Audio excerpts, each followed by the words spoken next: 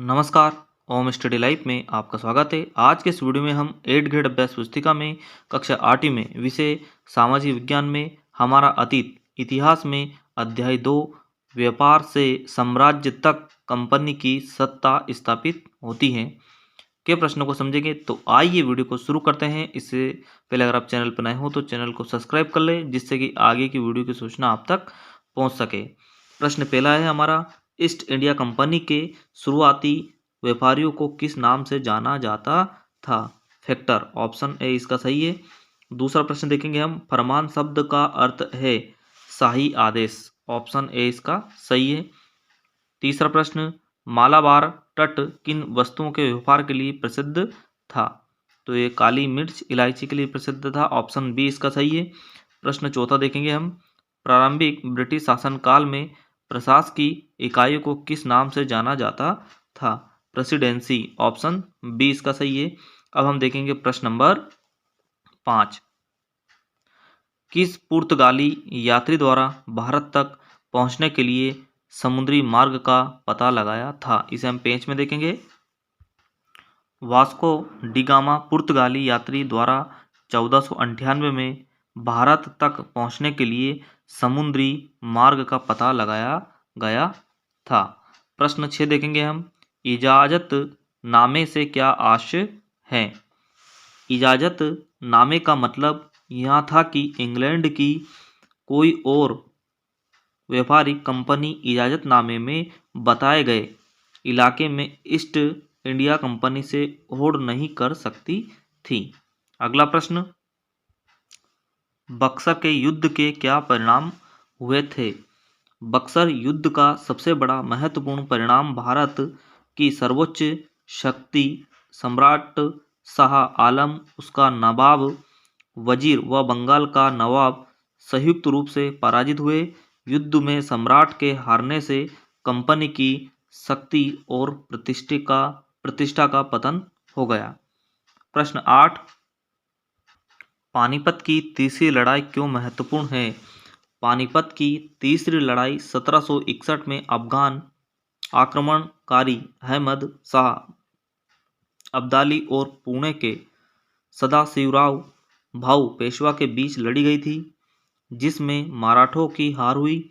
यह मराठों की सबसे बुरी हार थी।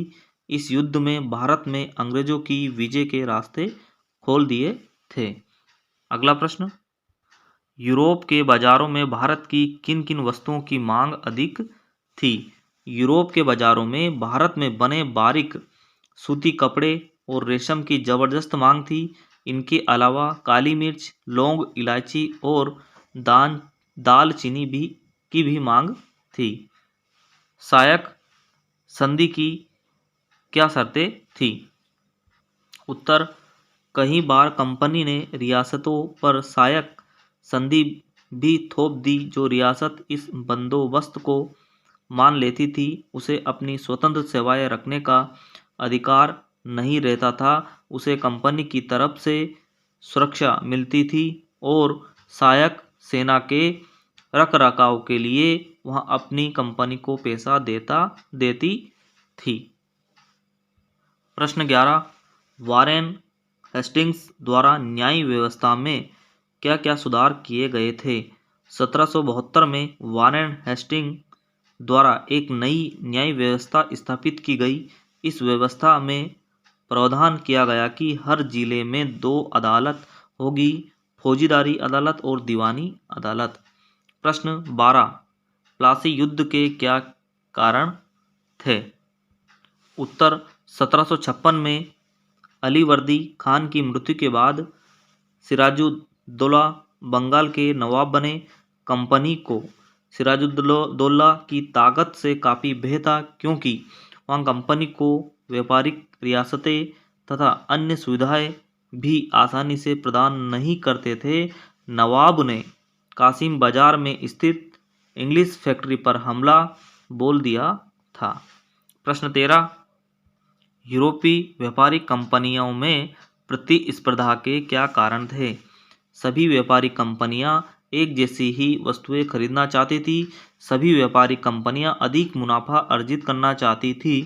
बाजारों पर कब्जे की होड़ में व्यापारिक कंपनियों के बीच आपस में लड़ाइयाँ शुरू हो गई। अंतिम प्रश्न, लॉर्ड डलहौजी की विलय नीति क्या थी तथा इस नीति से किन किन भारतीय राज्यों को अपने नियंत्रण में लिया गया था।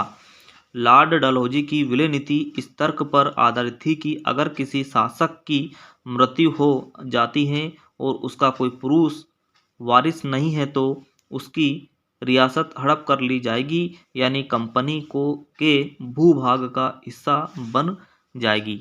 तो आज की इस वीडियो में हमने सामाजिक विज्ञान के प्रश्नों को समझा। आई होप अगर आपको वीडियो अच्छा लगा तो लाइक कीजिए, चैनल पर नए हो तो सब्सक्राइब कीजिए। मिलते हैं अगले वीडियो में, जब तक के लिए जय हिंद।